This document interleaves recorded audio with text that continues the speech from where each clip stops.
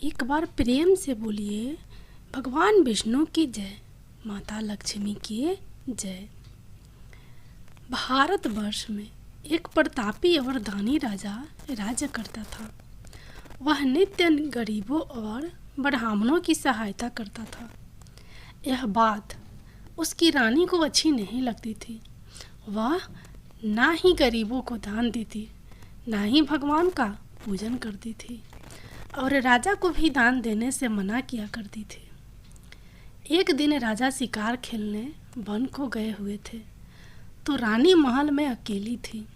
उसी समय बृहस्पति देव साधु वेश में राजा के महल में भिक्षा के लिए गए और भिक्षा मांगी।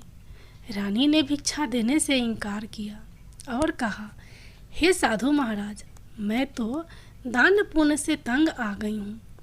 मेरा पति सारा दिन धन लुटाते रहते हैं।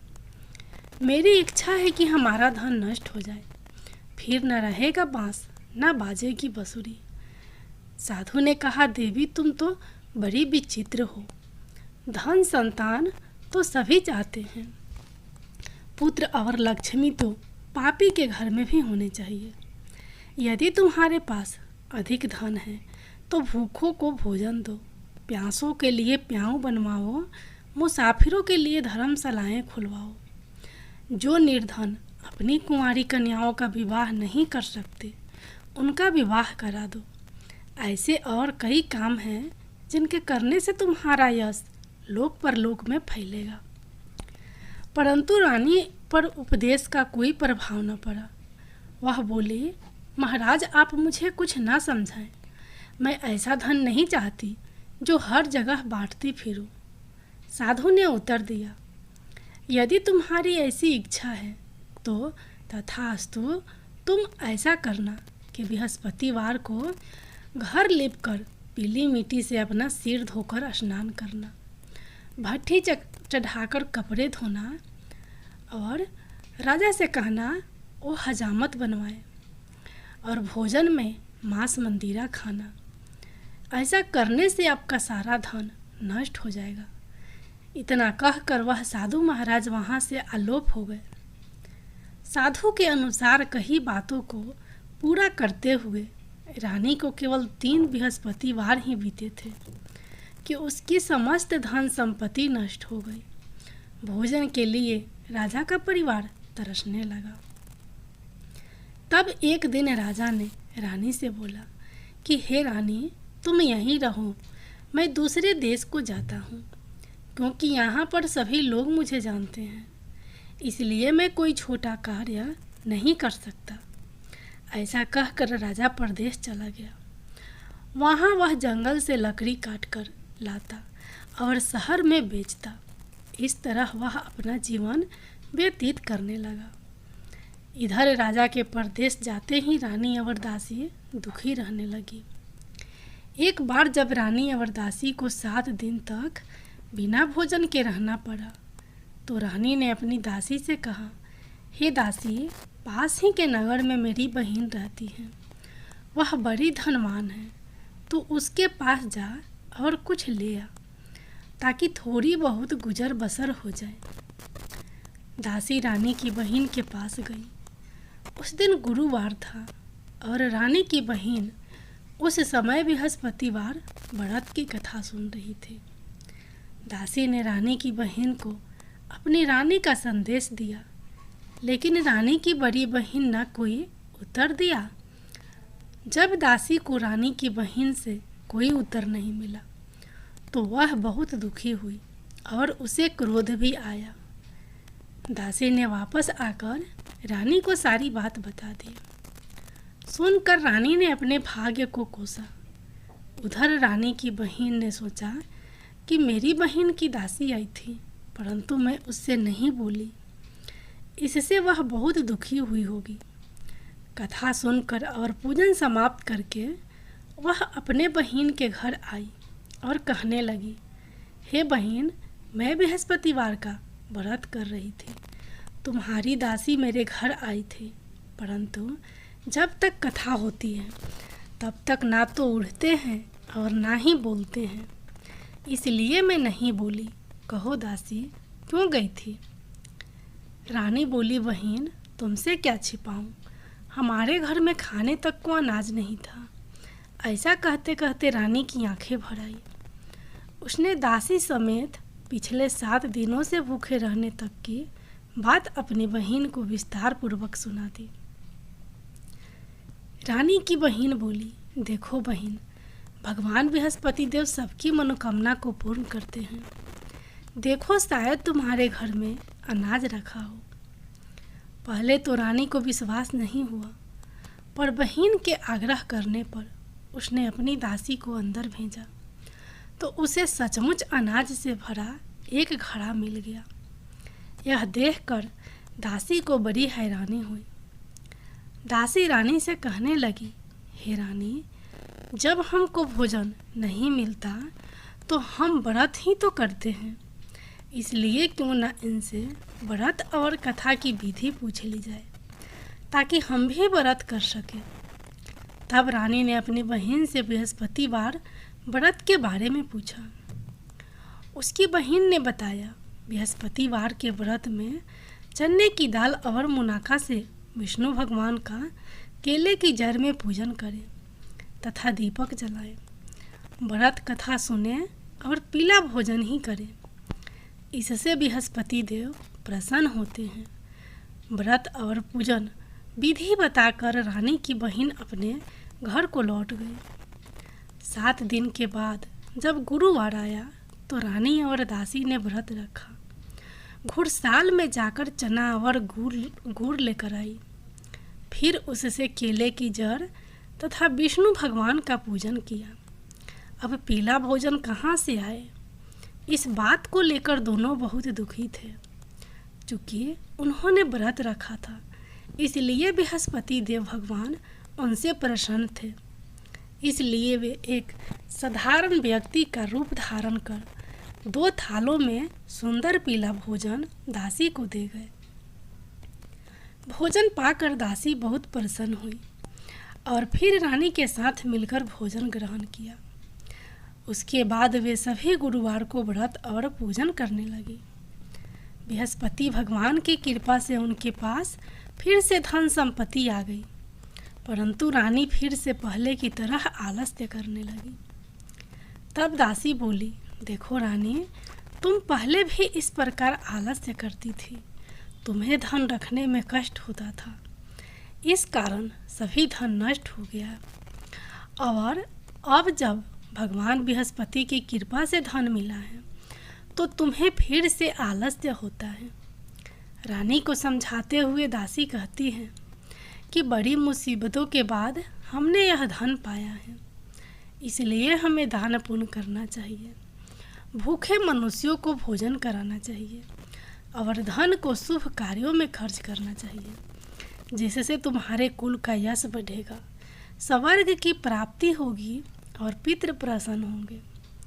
दासी की बात मानकर रानी अपना धन शुभ कार्यों में खर्च करने लगी, जिससे पूरे नगर में उसका यश फैलने लगा। एक दिन राजा दुखी होकर जंगल में एक पेड़ के नीचे आसन जमाकर बैठ गया। वह अपनी दशा को याद करके व्याकुल होने लगा। बृहस्पतिवार का दिन था। एकाएक उसने देखा कि निर्जन वन में एक साधु प्रकट हुए। वह साधु भेष में स्वयं बृहस्पति देवता थे। लकड़हारे के सामने आकर बोले, हे लकड़हारे, इन सुनसान जंगल में तू चिंता मगन क्यों बैठा है? लकड़हारे ने दोनों हाथ जोड़कर प्रणाम किया और उत्तर दिया, महात्मा जी, आप सब कुछ जानते हैं, मैं क्या कहूँ? यह कहकर रोने लगा और साधु को अपनी आत्मकथा सुनाई। महात्मा जी ने कहा, तुम्हारी स्त्री ने बृहस्पतिवार के दिन बृहस्पति भगवान का निरादर किया है, जिसके कारण रुष्ट होकर उन्होंने तुम्हारी यह दशा कर दी। अब तुम चिंता को दूर करके मेरे कहने पर चलो, तुम्हारे सह कष्ट दूर हो जाएंगे और भगवान पहले से भी अधिक संपत्ति देंगे। तुम बृहस्पतिवार के दिन कथा किया करो, 2 पैसे के चने मुनाका लाकर उसका प्रसाद बनाओ और शुद्ध जल से लोटे में शक्कर मिलाकर अमृत तैयार करो। कथा के पश्चात अपने सारे परिवार और सुनने वाले प्रेमियों में अमृत व प्रसाद बांटकर आप भी ग्रहण करो। ऐसा करने से भगवान तुम्हारी सब मनोकामनाएं पूरी करेंगे। साधु के ऐसे वचन सुनकर लकड़हारा बोला, हे प्रभु, मुझे लकड़ी बेचकर इतना पैसा नहीं मिलता जिससे भोजन के उपरांत कुछ बचा सकूं। मैंने रात्रि में अपनी स्त्री को व्याकुल देखा है। मेरे पास कुछ भी नहीं जिससे मैं उसकी समाचार मंगा सकूं। साधु ने कहा, हे लकड़हारे, तुम किसी बात की चिंता मत करो। बृहस्पतिवार के दिन तुम रोजाना की तरह लकड़ियाँ लेकर शहर को जाओ। तुमको रोज से 2 गुना धन प्राप्त होगा जिससे तुम भली भांति भोजन कर लोगे तथा बृहस्पति देव की पूजा का सामान भी आ जाएगा। इतना कहकर साधु अंतर धार्यन हो गए। धीरे धीरे समय व्यतीत होने पर फिर वहीं बृहस्पतिवार का दिन आया। लकड़हारा जंगल से लकड़ी काटकर किसी शहर में बेचने गया। उसे उस दिन और दिन से अधिक पैसा मिला। राजा ने चना गुड़ आदि लाकर गुरुवार का व्रत किया। उस दिन से उसके सभी कलेश दूर हुए। परंतु जब दोबारा गुरुवार का दिन आया तो बृहस्पतिवार का व्रत करना भूल गया। इस कारण बृहस्पति भगवान नाराज हो गए।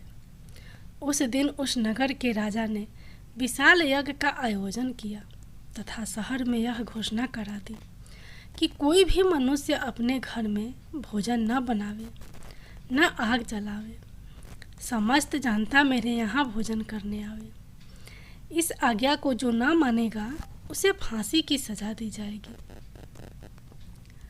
इस तरह की घोषणा संपूर्ण नगर में करवा दी गई।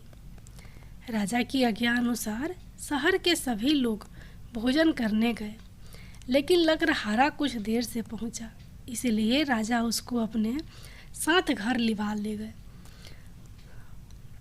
और ले जाकर भोजन करा रहे थे तो रानी की दृष्टि उस खूंटी पर पड़ी जिस पर उसका हार लटका हुआ था। वह वहां पर दिखाई नहीं दिया। रानी ने निश्चय किया कि मेरा हार इस मनुष्य ने चुरा लिया है। उसी समय सिपाहियों को बुलाकर उसको कारागार में डलवा दिया गया। जब लकड़हारा कारागार में पड़ गया और बहुत दुखी होकर विचार करने लगा कि न जाने कौन से पूर्व जन्म के कर्म से मुझे यह दुख प्राप्त हुआ है, और उसी साधु को याद करने लगा जो कि जंगल में मिला था। उसी समय तत्काल बृहस्पति देव साधु के रूप में प्रकट हुए और उसकी दशा को देखकर कहने लगे, अरे मूर्ख, तूने बृहस्पति देव की कथा नहीं करी, इस कारण तुझे दुख प्राप्त हुआ। अब चिंता मत कर। बृहस्पतिवार के दिन कारागार के दरवाजे पर 4 पैसे पड़े मिलेंगे।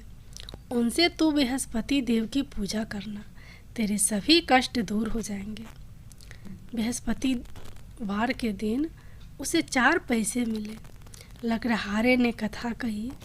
उसी रात्रि को बृहस्पति देव ने उस नगर के राजा को सपने में कहा, हे राजा, तुमने जिस आदमी को कारागार में बंद कर दिया है वह निर्दोष है, वह राजा है, उसे छोड़ देना। रानी का हार उसी खूंटी पर लटका है। अगर तू ऐसा नहीं करेगा तो मैं तेरे राज्य को नष्ट कर दूंगा।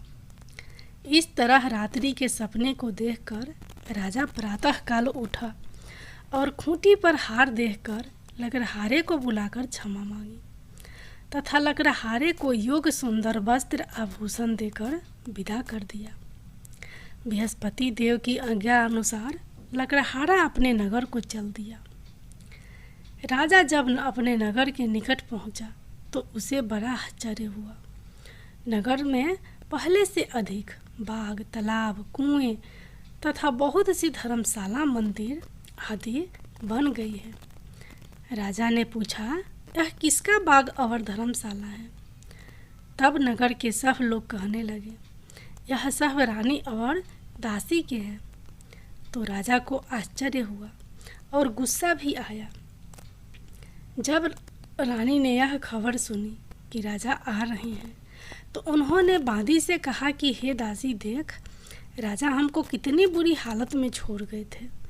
हमारी ऐसी हालत देखकर वह लौट न जाए, इसलिए तू दरवाजे पर खड़ी हो जा। आज्ञा अनुसार दासी दरवाजे पर खड़ी हो गई।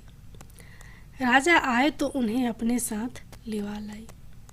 तब राजा ने क्रोध करके अपनी रानी से पूछा कि यह धन तुम्हें कैसे प्राप्त हुआ है।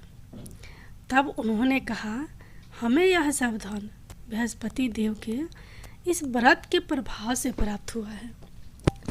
राजा ने निश्चय किया कि 7 रोज बाद तो सभी बृहस्पति देव का पूजन करते हैं, परंतु मैं प्रतिदिन दिन में 3 बार कहानी तथा रोज व्रत किया करूँगा। अब हर समय राजा के दुपट्टे में चने की दाल बंधी रहती थी तथा दिन में 3 बार कहानी कहता। एक रोज राजा ने विचार किया कि चलो अपनी बहन के यहाँ से हो आवे। इस तरह निश्चय कर राजा घोड़े पर सवार हो अपनी बहन के यहाँ को चलने लगा। मार्ग में उसने देखा कि कुछ आदमी एक मुर्दे को लिए जा रहे हैं। उन्हें रोककर राजा कहने लगा, अरे भाइयों, मेरी बृहस्पति देव की कथा सुन लो। वे बोले, लो, हमारा तो आदमी मर गया है, इसको अपनी कथा की पड़ी है। परंतु कुछ आदमी बोले, अच्छा कहो, हम तुम्हारी कथा भी सुनेंगे। राजा ने दाल निकाली और जब कथा आधी हुई थी कि मुर्दा हिलने लग गया, और जब कथा समाप्त हो गई तो राम राम करके मनुष्य उठकर खड़ा हो गया। आगे मार्ग में उसे एक किसान खेत में हल चलाता मिला। राजा ने उसे देख और उससे बोले, अरे भैया, तुम मेरी बृहस्पतिवार की कथा सुन लो।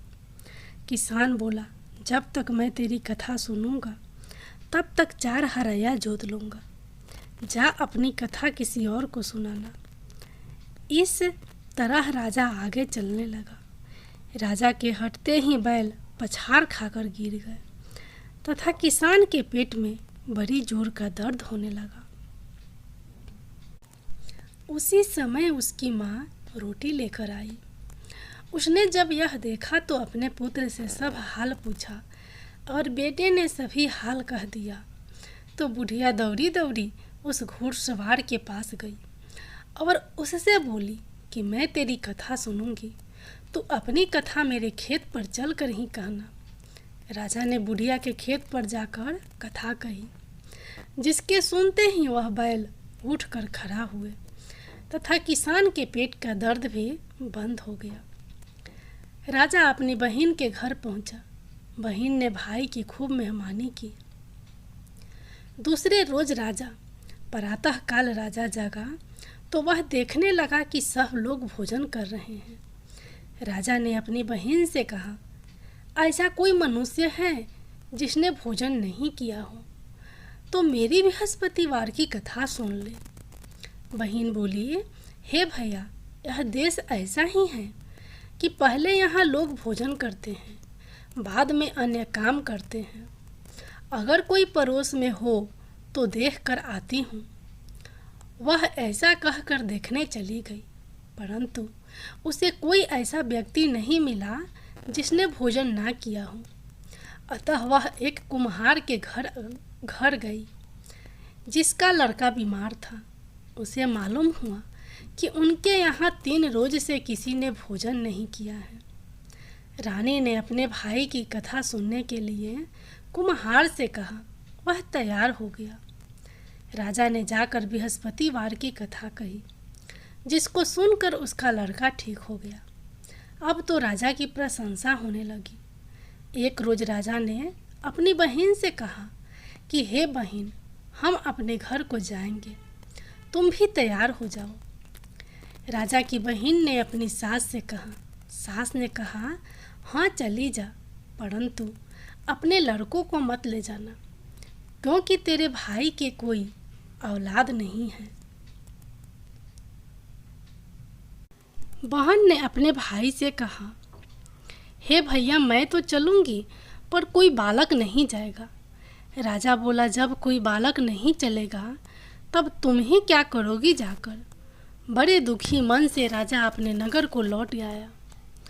राजा ने अपनी रानी से कहा, हम निसंतान हैं, हमारा मुंह देखने का धर्म नहीं है और कुछ भोजन आदि नहीं किया।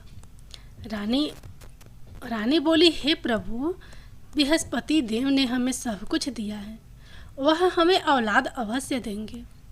उसी रात को बृहस्पति देव ने राजा से सपने में कहा, हे राजा, उठ, सभी सोच त्याग दे, तेरी रानी गर्भ से है। राजा की यह बात सुनकर बहुत खुशी हुई। 9वें महीने में उसके गर्भ से एक सुंदर पुत्र पैदा हुआ। तब राजा बोला, हे रानी, स्त्री बिना भोजन के रह सकती है, पर बिना कहे नहीं रह सकती। जब मेरी बहन आवे तुम उससे कुछ कहना मत। रानी ने सुनकर हाँ कर दिया। जब राजा की बहन ने यह शुभ समाचार सुना तो वह बहुत बहुत बहुत खुश हुई तथा बधाई लेकर अपने भाई के यहाँ आई। तभी रानी ने कहा, घोड़ा चढ़कर तो नहीं आई, गधा चढ़ी आई। राजा की बहन बोली, भाभी, मैं इस प्रकार ना कहती तो तुम्हें औलाद कैसे मिलती। बृहस्पति देव ऐसे ही हैं, जैसे जिसके मन में कामनाएं हैं सभी को पूर्ण करते हैं। जो सद्भावना पूर्वक बृहस्पतिवार का व्रत करता है एवं कथा पढ़ता है अथवा सुनता है, दूसरों को सुनाता है, बृहस्पति देव उसकी सभी मनोकामना पूर्ण करते हैं। भगवान बृहस्पति देव उसकी सदैव रक्षा करते हैं। संसार में जो मनुष्य सद्भावना से भगवान जी का पूजन का व्रत सच्चे हृदय से करते हैं तो उनकी सभी मनोकामनाएं पूर्ण करते हैं। जैसी सच्ची भावना से रानी और राजा ने उनकी कथा का गुणगान किया तो उनकी सभी इच्छाएं बृहस्पति जी ने पूर्ण की थी। इसलिए पूर्ण कथा सुनने के बाद प्रसाद लेकर जाना चाहिए। हृदय में उसका मनन करते हुए जयकारा बोलना चाहिए। बोलो बृहस्पति देव की जय, भगवान विष्णु की जय। अब आप लोग सुनिए दूसरी कथा। प्राचीन काल में एक ब्राह्मण रहता था। वह बहुत निर्धन था। उसके कोई संतान नहीं थी। उसकी स्त्री बहुत मलिनता के साथ रहती थी। वह स्नान ना करती, किसी देवता का पूजन करती, ना ही किसी देवता का पूजन करती। इससे ब्राह्मण देवता बड़े दुखी थे। बेचारे बहुत कुछ कहते थे, किंतु उसका कुछ परिणाम ना निकला। भगवान की कृपा से ब्राह्मण की स्त्री के कन्या रूपी रत्न पैदा हुआ। कन्या बड़ी होने पर प्रातः स्नान करके विष्णु भगवान का जाप व बृहस्पतिवार का व्रत करने लगी। अपने पूजन पाठ को समाप्त करके विद्यालय जाती तो अपनी मुट्ठी में जौ भर के ले जाती और पाठशाला के मार्ग में डालती जाती। तब ये जौ सोने के हो जाते। लौटते समय उनको बीन कर घर ले आती थी। एक दिन वह बालिका सूप में उस सोने के जौ को फटक कर साफ कर रही थी कि उसके पिता ने देख लिया और कहा कि हे बेटी, सोने के जौ को फटकने के लिए सोने का सूप होना चाहिए। दूसरे दिन बृहस्पतिवार था। इस कन्या ने व्रत रखा और बृहस्पति देव से प्रार्थना करके कहा, मैंने आपकी पूजा सच्चे मन से की है तो मेरे लिए सोने का सूप दे दो। बृहस्पति देव ने उसकी प्रार्थना स्वीकार कर ली। रोजाना की तरह वह कन्या जौ फैलाती हुई जाने लगी। जब लौटकर जौ बीन रही थी तो बृहस्पति देव की कृपा से सोने का सूप मिला। उसे वह घर ले आई और उसमें जौ साफ करने लगी, परंतु उसकी माँ का वही ढंग रहा। एक दिन की बात है, कि वह कन्या सोने के सूप में जौ साफ कर रही थी। उस समय उस शहर का राजपुत्र वहां से होकर निकला। इस कन्या के रूप और कार्य को देखकर मोहित हो गया तथा अपने घर आकर भोजन तथा जल त्याग कर उदास होकर लेट गया। राजा को इस बात का पता लगा तो अपने प्रधानमंत्री के साथ उसके पास गए और बोले, हे बेटा, तुम्हें किस बात का कष्ट है? किसी ने अपमान किया है अथवा और कारण हो सो कहो, मैं वही कार्य करूँगा जिससे तुम्हें प्रसन्नता हो। अपने पिता के राजकुमार ने बातें सुनी तो वह बोला, मुझे आपकी कृपा से किसी बात का दुख नहीं है। किसी ने मेरा अपमान नहीं किया है, परंतु मैं उस लड़की से विवाह करना चाहता हूँ जो सोने के सूप में जौ साफ कर रही थी। यह सुनकर राजा आश्चर्य में पड़ गया और बोला, हे बेटा, इस तरह की कन्या का पता तुम ही लगाओ, मैं उसके साथ तेरा विवाह अवश्य ही करवा दूंगा। राजकुमार ने उस लड़की के घर का पता बतलाया। तब मंत्री उस लड़की के घर गए और ब्राह्मण देवता को सभी हाल बतलाया। ब्राह्मण देवता राजकुमार के साथ अपनी कन्या का विवाह करने के लिए तैयार हो गया तथा विधि विधान के अनुसार ब्राह्मण की कन्या का विवाह राजकुमार के साथ हो गया। कन्या के घर से जाते ही पहले की भांति उस ब्राह्मण देवता के घर में गरीबी का निवास हो गया। अब भोजन के लिए भी अन्न बड़ी मुश्किल से मिलता था। एक दिन दुखी होकर ब्राह्मण देवता अपनी पुत्री के पास गए। बेटी ने पिता की दुखी अवस्था को देखा और अपनी माँ का हाल पूछा। तब ब्राह्मण ने सभी हाल कहा। कन्या ने बहुत सा धन देकर अपने पिता को विदा कर दिया। इस तरह ब्राह्मण का कुछ समय सुखपूर्वक व्यतीत हुआ, लेकिन कुछ दिन बाद फिर वही हाल हो गया। ब्राह्मण फिर अपनी कन्या के यहाँ गया और सारा हाल कहा तो लड़की बोली, हे पिताजी, आप माताजी को यहाँ लिया लाओ, मैं उसे विधि बता दूंगी जिससे गरीबी दूर हो जाए। वह ब्राह्मण देवता अपनी स्त्री के साथ लेकर अपनी लड़की के घर पहुँचे तो अपनी माँ को समझाने लगी, हे माँ, तुम प्रातःकाल प्रथम स्नान आदि करके विष्णु भगवान का पूजन करो तो सब दरिद्रता दूर हो जाएगी। परंतु उसकी माँ ने एक भी बात नहीं मानी और प्रातःकाल उठकर अपनी पुत्री के बच्ची जूठन को खा लिया करती थी। इससे उसकी पुत्री को भी बहुत गुस्सा आया और एक रात को कोठरी से सारी सामान निकाल दिया और अपनी माँ को उसमें बंद कर दिया। प्रातःकाल उसे निकाला तथा स्नान आदि करा के पूजा पाठ करवाया तो उसकी माँ की बुद्धि ठीक हो गई और फिर प्रत्येक बृहस्पतिवार को व्रत रखने लगी। इस व्रत के प्रभाव से उसके माँ बाप बहुत ही धनवान और पुत्रवान हो गए और बृहस्पति जी के प्रभाव से इस लोक के सुख भोग कर स्वर्ग प्राप्त हुए। सब बोलो विष्णु भगवान की जय, बोलो बृहस्पति देव की जय।